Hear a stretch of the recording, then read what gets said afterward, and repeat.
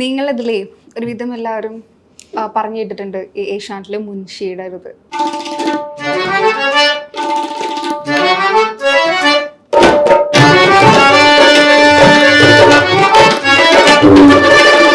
ഹാർമോണിയത്തിൽ എങ്ങനെ വായിച്ചാലും രണ്ട് നോട്ടായിട്ട് എടുക്കും. അതിന് ചേർക്കാനാണ് ശരിക്കും ബുദ്ധിമുട്ട്. അത് സത്യം പ്രാക്ടീസ് ചെയ്തിട്ടുണ്ടാക്കിയ ഞങ്ങളിപ്പോ നല്ലൊരു ഗ്യാങ് ഉണ്ട്. ഞങ്ങൾ രാവിലെ പ്രാക്ടീസ് ഉണ്ട്. അതിനുണ്ട് സ്റ്റേജ് പഠിച്ച് ഞാൻ എന്റെ കണ്ണിങ്ങനെ ഞാൻ നിറഞ്ഞു. എനിക്ക് വലിയ കഴിയുമ്പോൾ നമുക്ക് നാണക്കേടാവില്ല. നമ്മള് എനിക്ക് ഇവനൊരു പാട്ട് പാടി എനിക്ക് സത്യം പറഞ്ഞ കണ്ണ് നിറഞ്ഞു. ഞാനിങ്ങനെ പിടിച്ച്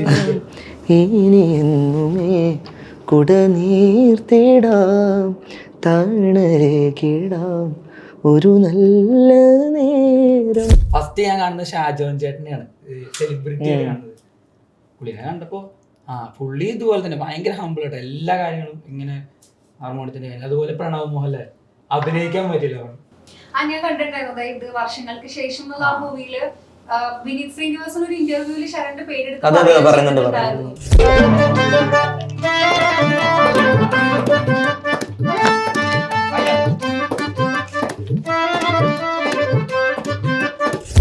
ശരിക്കും നിങ്ങളുടെ ഒരു ജോണർ ഏതാണ് നിങ്ങൾക്ക് ഏറ്റവും ഇഷ്ടമുള്ളത്?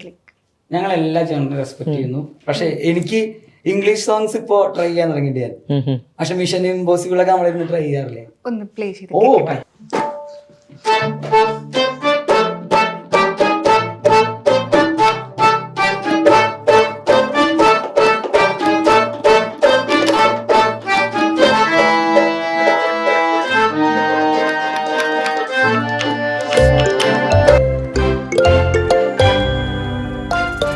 നിങ്ങളിതിലേ ഒരുവിധം എല്ലാവരും പറഞ്ഞു കേട്ടിട്ടുണ്ട് ഏഷ്യാനെറ്റിലെ മുൻഷിയുടെ ഇത് ഒരു സംഭവം ചെയ്തത്.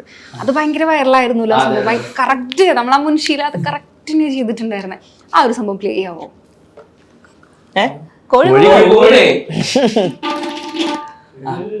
ഹേറ്റ് ചെയ്തത്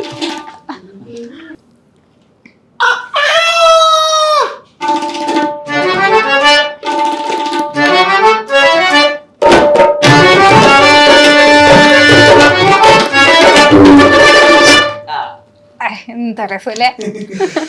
മുൻഷി കാണാറുണ്ടായിരുന്നു ശരിക്കും? ഞാൻ പണ്ട് കാണാറുണ്ട്. പക്ഷെ എനിക്കായിട്ട് ആദ്യം കോഴിനെ കാണുമ്പോ ഒരു പേടിയുണ്ടായിരുന്നു. അതല്ല അതിന്റെ ഒരു ക്ലോക്ക് തിരിഞ്ഞൊരു സംഭവം അതിന്റെ ആ സൗണ്ട് രസം കേൾക്കാറ്. ഇങ്ങനെ ഒരു വാതിലൊക്കെ തുറന്ന ഒരു ശബ്ദമാണ്. അത് രസമാണ് അതിന്റെ അത്. അതൊരു കഴിവല്ലേ? അതെ അതെ. ഒറ്റയ്ക്ക് സഞ്ചരിക്കാനാണ്. അല്ല പണ്ട് മുൻഷി ഇങ്ങനെ വെറുതെ കാണും, അറിയില്ല എന്താണ്. സത്യം പറഞ്ഞ മുൻഷി ഞങ്ങള് കൊറേ കുട്ടികൾ കാണുന്നതുകൊണ്ട് കാണും. പക്ഷെ കണ്ടിരിക്കാൻ എന്തൊക്കെയോ രസം. പക്ഷെ അതിന്റെ ആംഗിളൊക്കെ രസമുള്ളൂ. ഇങ്ങനെ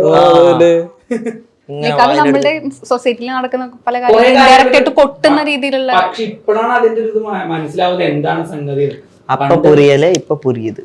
പക്ഷെ മുൻഷിയമ്മ മരിച്ചു, അതറിഞ്ഞില്ലേ? വേറെ മുൻഷിയ ആ മൂപ്പര് മരിച്ചു കുറച്ചു കാലമായി. ഇപ്പൊ പുതിയ ആളാ. ഇപ്പൊ പുതിയ വീണ്ടും തുടങ്ങിയിട്ടുണ്ട് മുൻഷിയുടെ. നിങ്ങൾക്ക് യൂട്യൂബ് ചാനൽ ഉണ്ടോ? അമൽ വോക്കൽസ്. ഓരോരുത്തർ ഇൻഡിവിജ്വൽ ആയിട്ടാണോ അതോ ടീമിനുണ്ടോ? നിങ്ങൾ ടീമിനൊരു പേരുണ്ടോ ശരിക്കും? ചിലർക്ക് അങ്ങനെ ഒരു പേരുണ്ടാവില്ലേ? അല്ല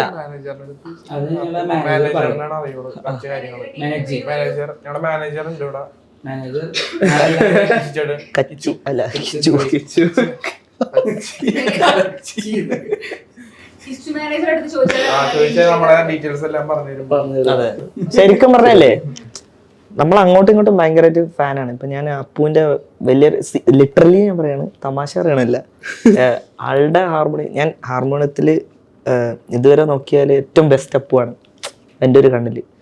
കാരണം ഒരു സംഗതി പാടുമ്പോൾ കറക്റ്റായിട്ട് ഒരു കീസിൽ നമ്മളിപ്പോൾ വയലിൻ ഓക്കെ നമുക്കിങ്ങനെ വലിച്ച് നമുക്ക് സംഗതികളിടാം. പക്ഷെ കീസ് ഇപ്പോൾ ഓരോ സെപ്പറേറ്റ് ആണ് കീ. അപ്പം അതിൽ നമ്മൾ പാടുന്ന സംഗതി അതേപോലെ ഒരു വോയിസ് മോഡുലേഷനും ഇല്ലാണ്ട്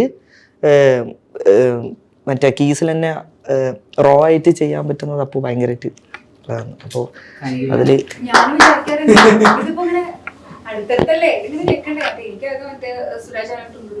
അല്ല സത്യം എന്ന് വെച്ചാല് കാരണം ഒരു സംഗതി ഇപ്പൊ നമ്മൾ പാടുന്നുണ്ടെങ്കിൽ ആ ഒരു സെക്കൻഡിൽ അത്രയും സംഗതി ആ കീസിൽ ആ വിരൽ അങ്ങനെ പോണം, ഇല്ലെങ്കിൽ അത് വരില്ല. കാരണം ഞാൻ കമ്പയർ ചെയ്യണ ഇൻസ്ട്രുമെന്റ്, എല്ലാ ഇൻസ്ട്രുമെന്റും അതിൻ്റെതായ കഷ്ടപ്പാടുകളുണ്ട്. പക്ഷെ വയലിന് കമ്പാരിറ്റീവ്ലി ഒരു സംഗതി വായിക്കാൻ കുറച്ച് ഈസിയാണ്. നമ്മൾ വലിച്ച് ഇപ്പോൾ സ്ട്രിങ്സ് ഒക്കെ നല്ലപോലെ സ്വരങ്ങളൊക്കെ അറിയുന്ന ആളാണെങ്കിൽ ആ സ്ട്രിങ്സ് ഒന്ന് വലിച്ച് ഇങ്ങനെ ഇതാക്കുന്നതാണെങ്കിൽ നമുക്കത് കുറച്ച് എളുപ്പമാണ്. പക്ഷെ ആ കീസിൽ ഇത്രയും എന്താ പറയുക ഈസി ആയിട്ട് സംഗതികൾ അത്രയും പെർഫെക്റ്റ് ആയിട്ട് വായിക്കുന്ന അപ്പോഴേ ഉള്ളൂ എൻ്റെ ഒരു കണ്ണിൽ. അല്ല ഈ ഇപ്പൊ എന്താ വെച്ചാൽ എന്താ പറയാ ഇപ്പൊ ഈ 2 മാസമൊക്കെ ആണെന്ന് വെച്ച് കഴിഞ്ഞാല് വായിച്ചു പോണാണ് ഇങ്ങനെ.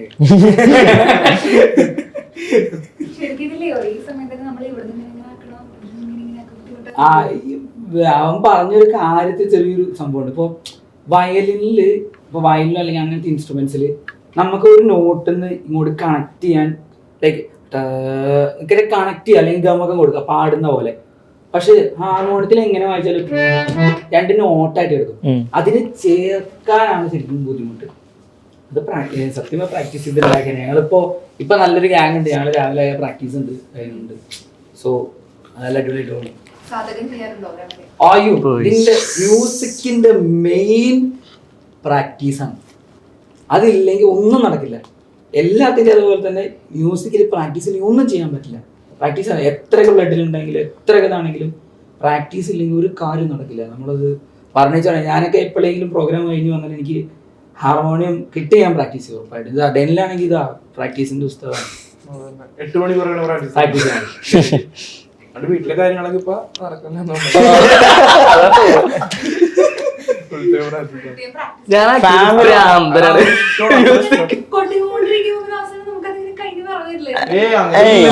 വായിച്ചില്ലെങ്കിൽ പ്രാക്ടീസ് ചെയ്തില്ലെങ്കിൽ ആ ടൈം പ്രാക്ടീസ് ചെയ്യണമെന്ന് പറഞ്ഞു. അത് 2 രീതിക്കാട്ടോ മ്യൂസീഷ്യൻസ്. അത് എല്ലാവർക്കും കണക്ട് ആവാറില്ല.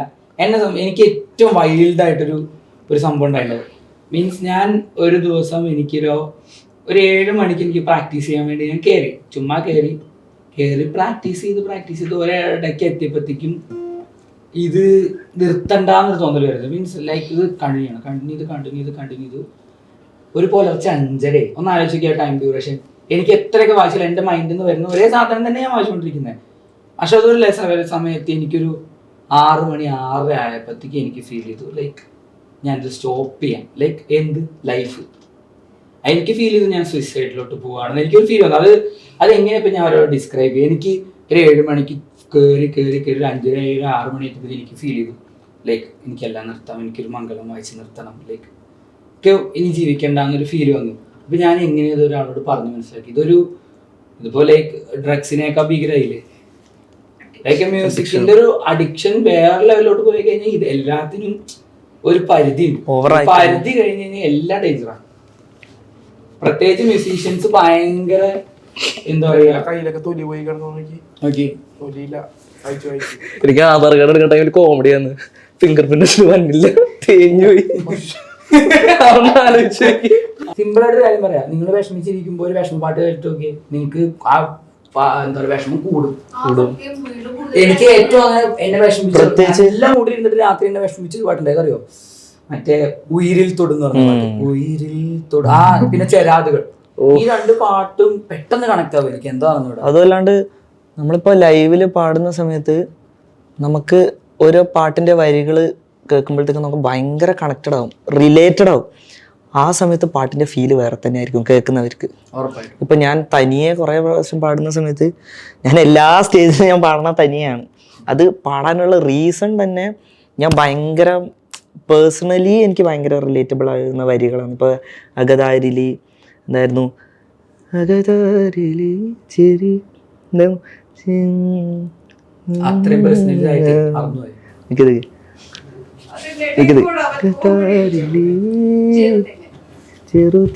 ചെറുതേനമാനിടം തിരിനീട്ടുമി കുളിരോർമകൾ തിരികെ വരും കലാകവേ കവിളത്തു നിന്റെ ചിരിക്കാത്തിടാനീ തൂവഴി ഞാൻ തുണയായി വരാം ഇനി എന്നുമേ കുടനീർത്തിടാം തണലേക്കിടാം ഒരു നല്ല നേരം. അതായത് ചിരി കാത്തു സൂക്ഷിക്കാൻ ഞാൻ അത്രയ്ക്കും ഡെഡിക്കേറ്റഡ് ആവുന്നുണ്ട് എന്നാണ് ഞാൻ മനസ്സിലാക്കിയത്. സ്റ്റേജ് പഠിച്ച് ഞാൻ എന്റെ കണ്ണിങ്ങനെ ഞാൻ നിറഞ്ഞു. എനിക്ക് വലിയ കഴിയുമ്പോൾ നമുക്ക് നാണക്കേടാവില്ല. നമ്മള് എനിക്ക് ഇവനൊരു പാട്ടോട് എനിക്ക് സത്യം പറഞ്ഞ കണ്ണ് പറഞ്ഞു ഞാനിങ്ങനെ പിടിച്ചു വെച്ചിരിക്കുന്നു. എന്നിട്ട് അവനോട് അന്ന് പറഞ്ഞ I am so proud of you. ഇതന്നെ തനിയാണ് തനിയെ റിക്വസ്റ്റ് ചെയ്യാറുണ്ട്. പിന്നെ മലർകള് അതിലാണ് എ റഹ്മാൻ സാർ കമന്റ് ഇട്ടതും അങ്ങനെ ഇതാണ്. மேகம் திறந்து கொண்டு மண்ணில் இறங்கி வந்து மார்பில் ஒளிந்து கொள்ள மார்பில் ஒளிந்து கூந்தலில் ஒளிந்து கொள்ள என் கூந்தல் தேவன் தூங்கும்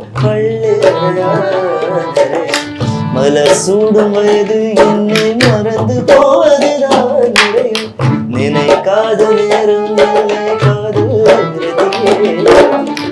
உன் பேரை சொன்னால் போ நின்று வெள்ளும் காதல் உன் சுவாசம் உன் வார்த்தையின் பேச்சு 5 நூற்றாண்டு வாழ்வோம் என்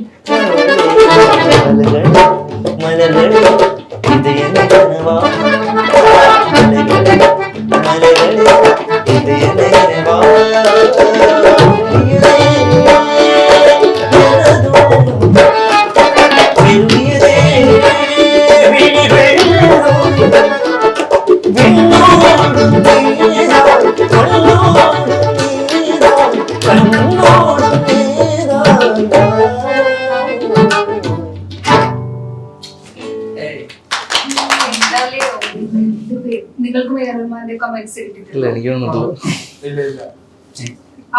അല്ല ഇതൊക്കെ പ്രതീക്ഷിക്കാണ്ടാണ് വരുന്നത്. കാരണം അപ്പുന് വന്നു കഴിഞ്ഞിട്ടല്ലേ 1 മാസം കഴിഞ്ഞിട്ടാണ് വരുന്നത്. കാരണം ഇവൻ പറയുകയും ചെയ്തു റഹ്മാന്റെ ഒരു ഷെയർ ഇട്ടത് ഭയങ്കരല്ലേ, അടുത്ത മാസം അവന് കമന്റ് അത് കുടുംബം മൊത്തം. അങ്ങനല്ല, അത് ഒരു സ്പെഷ്യാലിറ്റി എന്ന് വെച്ചാൽ അമ്മ ഉണ്ടായിരുന്നു കൂടെ. അപ്പൊ അമ്മ കുറച്ച് ഇമോഷണലായി കരഞ്ഞ്. അപ്പൊ അങ്ങനെ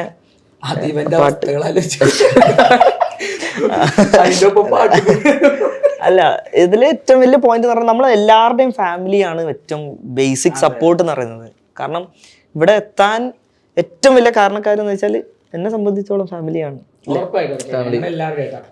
അമ്മ നല്ല സപ്പോർട്ടാണെങ്കിൽ പോലും എന്റെ മ്യൂസിക് ഫീൽഡ് പല എല്ലാ കാര്യങ്ങളും ഡീൽ ചെയ്യുന്ന അച്ഛനാണ്, ഫാദർ. അപ്പോൾ എനിക്കതിന്റെ പിന്നെ എനിക്കതാണ് എപ്പോഴും സന്തോഷം. അച്ഛൻ ചെമ്പൈ കോളേജിലായിരുന്നു പഠിച്ചിരുന്നു. മ്യൂസിക് കമ്പോസറാണ്, ബേസിക്കലി സിംഗറാണ്.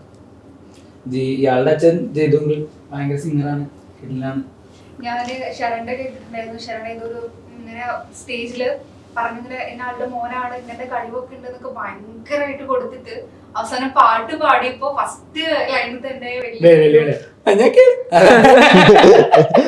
അത് ഭയങ്കര ഓടിയായിരുന്നു കേട്ടാ. പക്ഷെ ഞാൻ എനിക്ക് ഏറ്റവും വലിയ അഭിമാനം വെച്ചാൽ അതേ സ്റ്റേജിൽ തന്നെ ഞങ്ങൾ വീണ്ടും ഒന്ന് പെർഫോം ചെയ്തു. അത് കീബോർഡായിട്ട് പോയിട്ട് അന്ന് തകർത്ത് വരിയിട്ടാ പോകുന്നത്.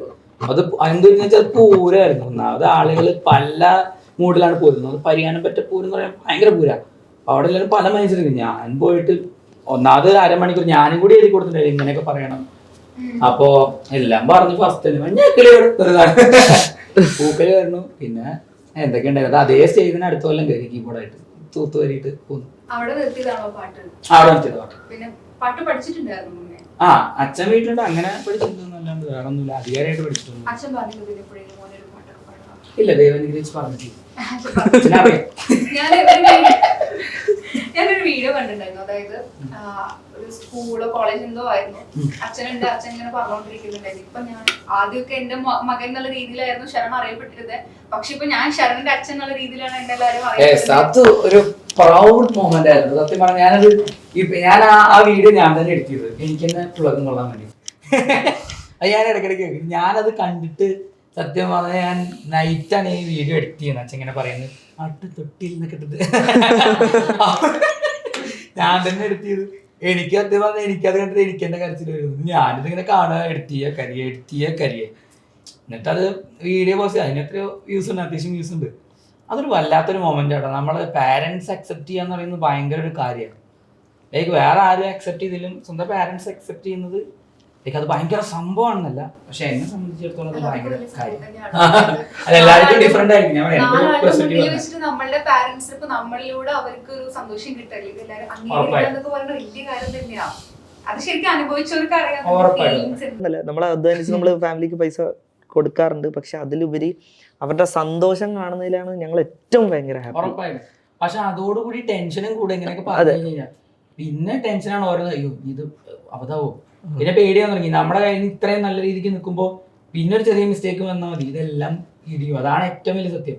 ഇപ്പൊ ഞങ്ങൾ ഇത്രയും നല്ല ഒരു ലെവലിൽ ഇങ്ങനെ ഇതായിട്ട് പോകുന്നത്, ഒരു നെഗറ്റീവ് വന്നാൽ എല്ലാം പോയി. പിന്നെ ഞങ്ങൾ ആദ്യം മുതലേ ബിൽഡ് ചെയ്ത് വരണം. ശരൺ ശരിക്കും ഭയങ്കര ഫാൻ ബേസ് ഉണ്ടല്ലേ? ഉണ്ട്. നല്ല ചോദിക്കേ, അതായത് ഹരിശങ്കറും പറയാ, അതായത് ശരണിന്റെ കൂടെ ഒരു സ്റ്റേജ് ഷെയർ ചെയ്യാൻ പറ്റും, അവരത്രയും നല്ല ഇമോഷണൽ ആയിട്ട് പറയാന്നൊക്കെ വലിയ കാര്യമല്ല. ഞാൻ പോലും അത്രയും വലിയ ആളുകള് പറയാണ്, അതായത് എനിക്ക് നിന്റെ കൂടെ സ്റ്റേജ് ഷെയർ ചെയ്യണം എന്നൊക്കെ പറയുമ്പോ. പക്ഷെ അതൊക്കെ കേൾക്കുമ്പോ എനിക്ക് പേടി വരികയാണ്. പിന്നെ പുള്ളി പാടുമ്പോ ഫസ്റ്റ് വെള്ളി വരും. അതോടുകൂടി എനിക്ക് എന്തോ വായിക്കണ്ട പറയും. അവരങ്ങനെ പറഞ്ഞ കോണ്ടാക്ട് ചെയ്തിരുന്നോ? ഉറപ്പായിട്ട് അല്ല, അവരൊക്കെ എല്ലാവരും മ്യൂസീഷ്യൻ. ഞാൻ പറഞ്ഞില്ല ഇപ്പൊ എല്ലാവരും മ്യൂസീഷ്യൻസും ഇല്ല, ഇതുപോലെ കുറെ വളരെ ജീനിയസ് ആയിട്ടുള്ള മ്യൂസീഷ്യൻസ് ഉണ്ട്. അവർക്ക് അതെന്താ സത്യം എന്നറിയോ, നമുക്ക് നമ്മുടെ ഒരു കലയിലോ അല്ലെങ്കിൽ നമ്മൾ ചെയ്യുന്ന കാര്യത്തിൽ നമുക്ക് വിശ്വാസം ഉണ്ടെങ്കിൽ നമുക്ക് അപ്പുറത്ത് തന്നെ തളർത്തേണ്ട കാര്യം അപ്പുറത്ത് തന്നെ എങ്ങനെയാണെങ്കിലും മൈൻഡ് ചെയ്യാനില്ല. അതുപോലെയാണ് ഹരിശങ്കരേട്ടൻ. ആള് ലൈക്ക് എനിക്ക് പുള്ളിനെ അങ്ങോട്ട് പോയി പരിചയപ്പെടാൻ എനിക്കൊരു മടിയുണ്ട്. ഞാൻ ഇങ്ങനെ ഇരിക്കരുത്, പുള്ളിയാണ് ഇങ്ങോട്ട് വന്നിട്ട് എന്നെ പരിചയപ്പെട്ടിട്ട് ഇതേ അന്ന് നമ്മൾ ആ TV ഷോയിൽ പറഞ്ഞ അതേ ഡയലോഗിൻ്റെ അടുത്ത് പുള്ളിയുടെ സ്റ്റേജ് എന്നും പറഞ്ഞു. ലൈക്ക് ഈ so humble, like humble, like ആൾ അത്രയും ഇതായിട്ട് പറയുമ്പോൾ. കാരണം ആളുടെ സിംഗിങ്ങിൽ ആൾക്ക് നല്ല കോൺഫിഡൻസ് ഉണ്ട്. പിന്നെ ഒരാളെ നന്നായിട്ട് പറഞ്ഞു ഇതിപ്പോ ആരും പറയൂല നല്ലത്. അത് അങ്ങനെ കണ്ട സമയത്ത് ഇപ്പൊ ഞാനാണെങ്കിലും വിചാരിച്ചു വിളിച്ചിട്ടുണ്ടായിരിക്കും അവര് ഇങ്ങനെ വേണമെന്ന് പറഞ്ഞല്ലോ. അപ്പൊ ഷഡ്സാറാണെങ്കിലും കോഴിക്കോട് എന്തോ ഫംഗ്ഷന് വിളിക്കാന്നൊക്കെ പറഞ്ഞിട്ട് വിളിച്ചിട്ടുണ്ടായിരുന്നു. ഞാൻ ബേസിക്കലി ഷഡ്സാർക്ക് ഒരു പ്രോഗ്രാം വായിച്ചിട്ടുണ്ട് ഇതിനു മുമ്പ്. ഇത് കോഴിക്കോട് തന്നെ വായിച്ചിട്ടുള്ളത്. അന്ന് സ്റ്റീഫൻ ചേട്ടനൊക്കെ ഉണ്ടായി. അതായിരുന്നു ഞാൻ വായിച്ചത് എനിക്ക് ഏറ്റവും കുറേ മെമ്മറബിൾ ആയിട്ടുള്ള സ്റ്റേജ്. കാരണം അന്ന് വരുന്നവരെല്ലാവരും സെലിബ്രിറ്റീസാണ് വായിക്കാൻ വരുന്നത്. ഭയങ്കര എക്സ്പീരിയൻസ് ആയിരുന്നു. ഷഡ്സാറുണ്ട്, ഏറ്റവും സ്റ്റീഫൻ ചേട്ടൻ്റെ ഒപ്പം ഇരിക്കാൻ പറ്റുന്നതാണ്. കാരണം ചെറുപ്പകാലം മുതൽ നമ്മൾ കീബോർഡ് എന്ന് പറയുമ്പോൾ ഫസ്റ്റ് സ്റ്റീഫൻ ദേവസീനാണ് മനസ്സിൽ വരുന്നത്. ഫസ്റ്റ് ടൈം ചിത്രചേച്ചിന് എന്നൊക്കെ പറഞ്ഞിങ്ങനെ പോയിട്ട് പിന്നെ എനിക്ക് 1 മാസം എടുത്തു അത് ചിത്രചേച്ചിനെയാണല്ലോ ഞാൻ കണ്ടത് എന്ന് തിരിച്ചറിയാൻ. അത് ഞാനിപ്പോഴും ആലോചിക്കുമ്പോൾ ഞാൻ ചിത്രചേച്ചിയുടെ മുമ്പിൽ വായിച്ചിട്ടുണ്ടല്ലേ, എനിക്ക് ഇപ്പോഴും അത് റിയലൈസ് ചെയ്യാൻ പറ്റിയിട്ടില്ല. അതാണ് ഭയങ്കര കാര്യമല്ലേ. ഞാൻ ഷേക്കൻ്റെ കൊടുത്തിട്ട് ഞാൻ പിന്നെയാണ് ഇങ്ങനെ മനസ്സിലായി, ഞാൻ ഷേക്കൻ്റെ കൊടുത്തല്ലോ. അതാണ് നമുക്ക് അപ്പൊ ആ ടൈമിൽ നമുക്ക് ഒന്നും മനസ്സിലാവണില്ല എന്താണ് സംഭവിക്കുന്നത്. പെട്ടെന്ന് ചേഞ്ച് ആകുമ്പോൾ നമുക്ക് അതാണ് അഡാപ്റ്റ് ആവാൻ ടൈം എടുക്കും. കാരണം നമ്മള് നോർമൽ ലൈഫ് പോകുമ്പോൾ പെട്ടെന്ന് TV കാണുന്നവരെ അല്ലെങ്കിൽ ഭയങ്കര സെലിബ്രിറ്റീസ് ആയാലും പെട്ടെന്ന് കാണുന്നു. പിന്നെ അത് റിലേസ് നമ്മുടെ ലൈഫ് ആരും ചിന്തിച്ച് വരാൻ ടൈം എടുക്കും. ഫസ്റ്റ് ഞാൻ കാണുന്നത് ഷാജോൻ ചേട്ടനെയാണ്, സെലിബ്രിറ്റി കാണുന്നത്. പുള്ളിനെ കണ്ടപ്പോ പുള്ളി ഇതുപോലെ തന്നെ ഭയങ്കര ഹംബിൾ ആയിട്ട് എല്ലാ കാര്യങ്ങളും ഇങ്ങനെ ഹാർമോണിയത്തിന്റെ കാര്യം. അതുപോലെ പ്രണവ് മോഹൻലാൽ അഭിനയിക്കാൻ പറ്റില്ല. ഞാൻ കണ്ടിട്ടുണ്ടായിരുന്നു, അതായത് വർഷങ്ങൾക്ക് ശേഷം എന്നുള്ള ആ മൂവിയില് വിനീത് ശ്രീനിവാസൻ ഒരു ഇന്റർവ്യൂവിൽ ശരണിന്റെ പേരെടുത്ത് അപ്പൊ ആലോചിക്കുക, അത്രയും നല്ലൊരു ഡയറക്ടർ, മ്യൂസിക് ഡയറക്ടറാണ്, മൂവി ഡയറക്ടറാണ്.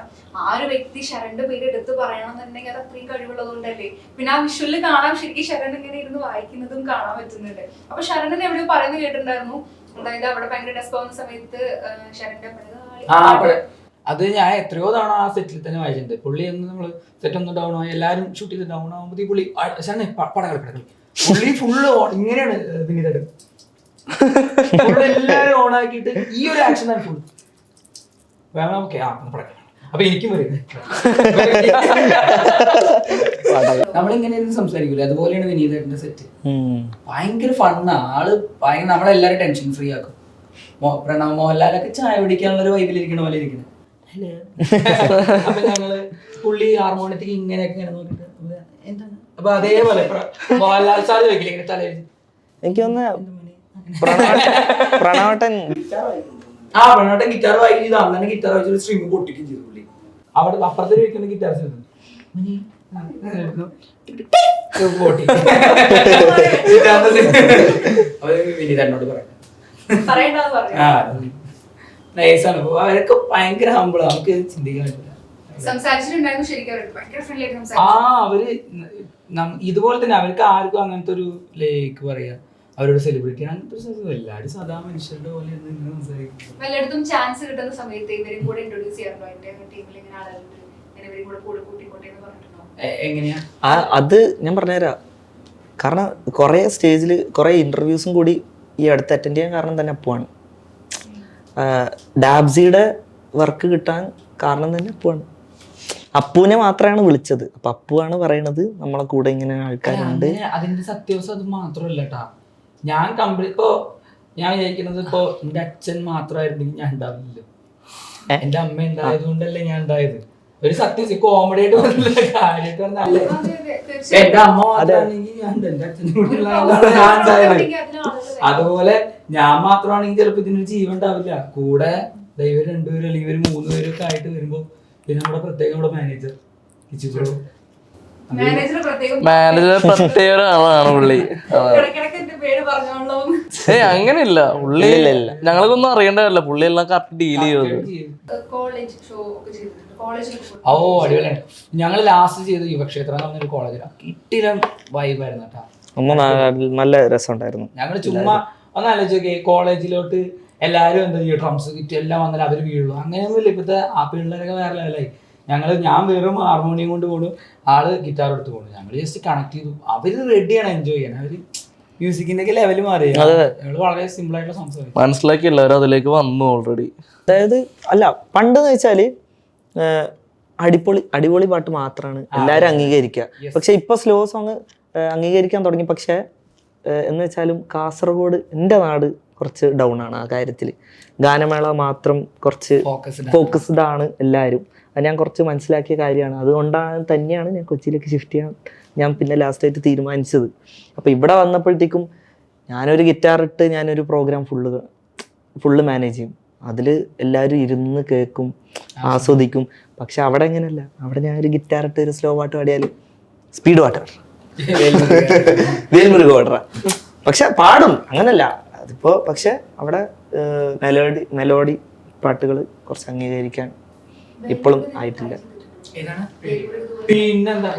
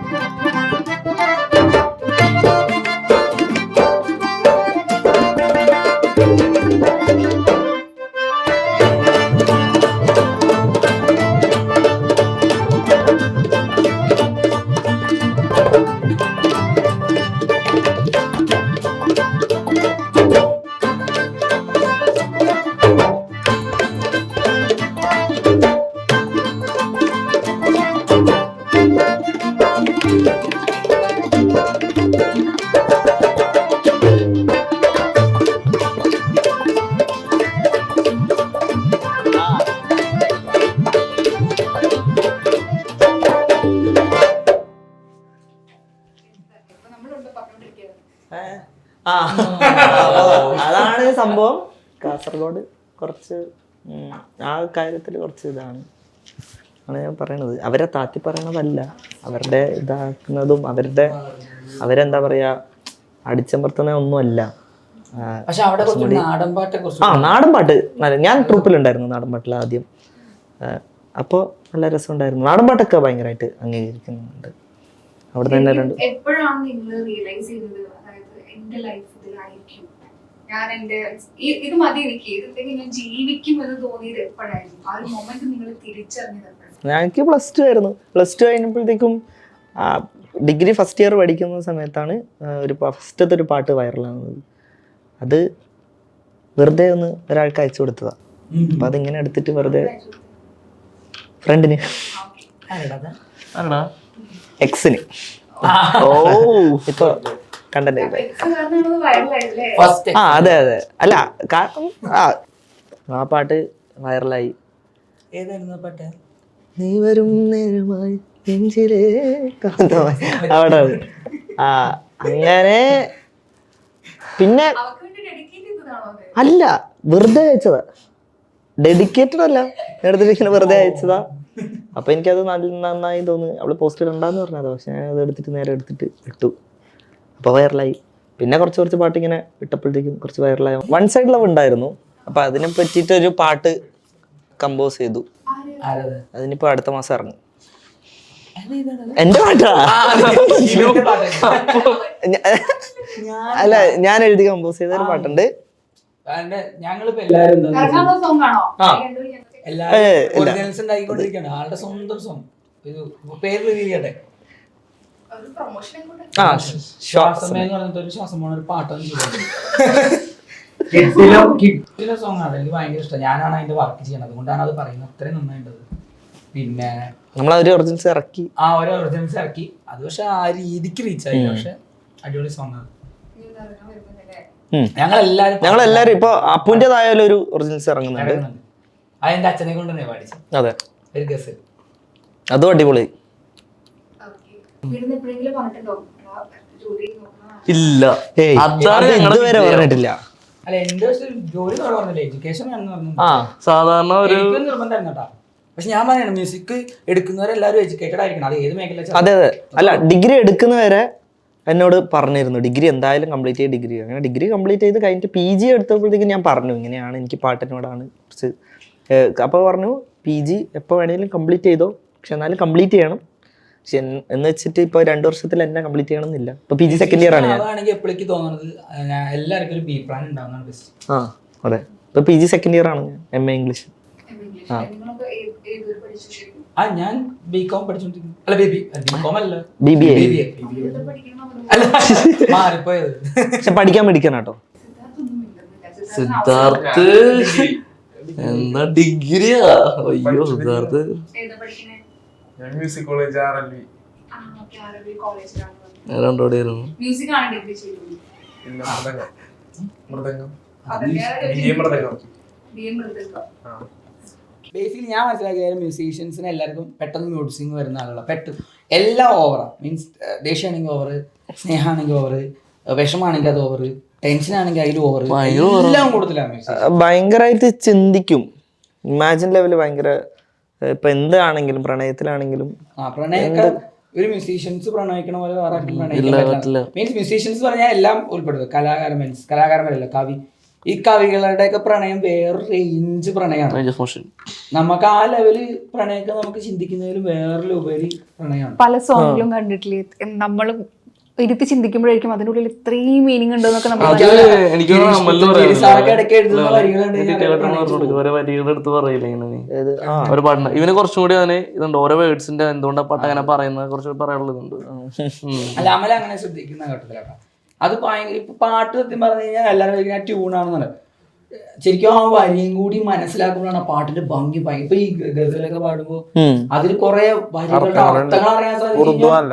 വേറെ ലെവലാ. അതുമല്ല മറ്റേ മറന്നിട്ടും എന്തിനോന്ന് പറഞ്ഞ പാട്ട്, അത് ഭയങ്കരമായിട്ട് നമ്മളെ പാസ്റ്റിനെ കൊള്ളിക്കുന്ന, അതായത് നമ്മൾ ഇത്രയും തോളം സ്നേഹിച്ചിരുന്നല്ലോ എന്ന് പറയുന്ന ഒരു സംഭവമാണ്. കാരണം എത്ര മറന്നിട്ടും നമ്മളെ ഉള്ളിൽ കിടക്കുന്ന ഒരാളാണ് എന്ന് പറഞ്ഞൊരു സംഭവമാണ്. മറ്റേ മൂറുകാൻ തുടങ്ങുമേ വേറെയാർന്ന വീണയെ മാറോടമർത്തി കൊതിച്ചിരുന്നു. അടുത്ത വരികൾ എന്തിനെന്നറിയില്ല ഞാൻ എൻ്റെ മുത്തിനെ, എന്തിനെന്നറിയില്ല ഞാൻ എൻ്റെ മുത്തിനെ എത്രയോ സ്നേഹിച്ചിരുന്നിരുന്നു, എത്രയോ സ്നേഹിച്ചിരുന്നിരുന്നു,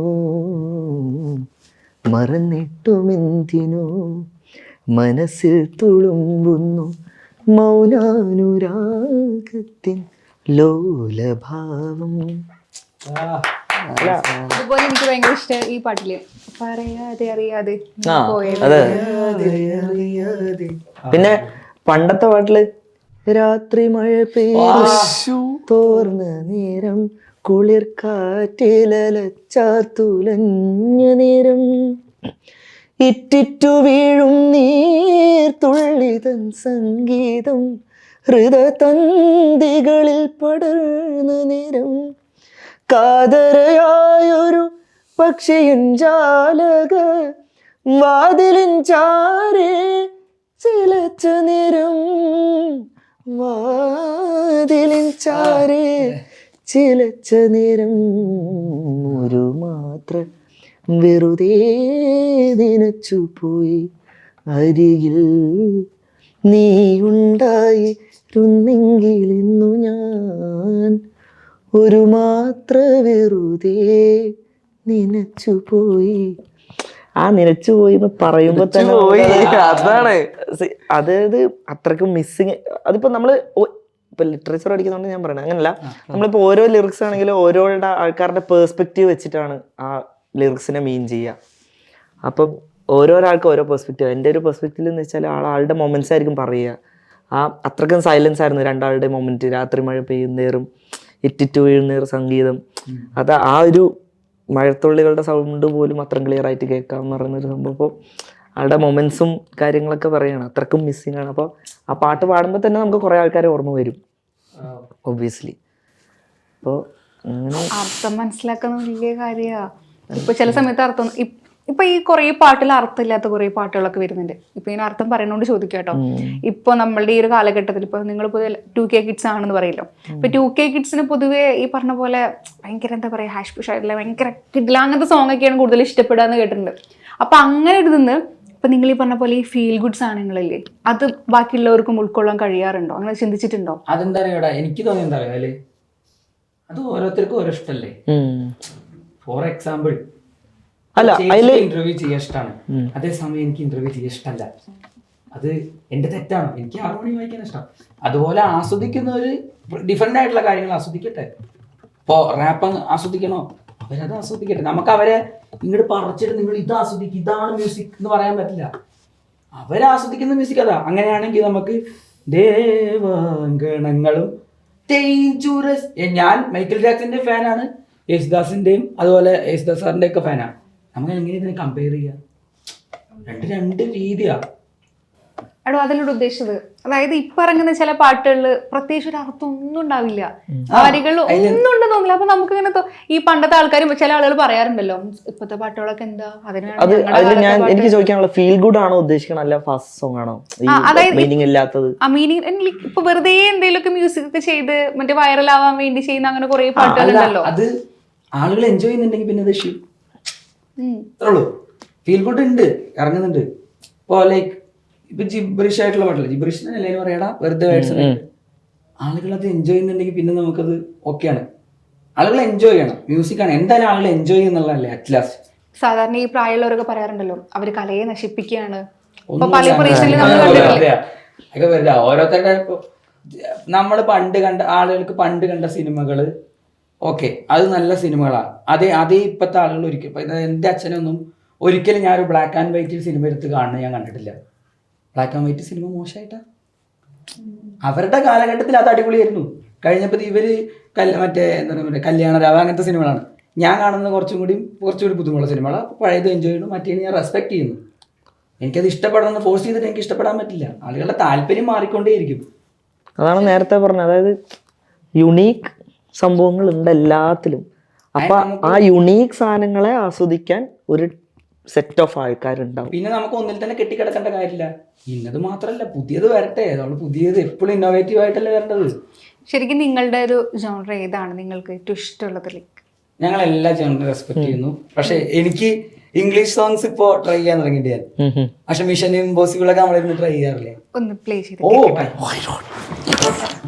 നമുക്ക് വേണ്ടത്.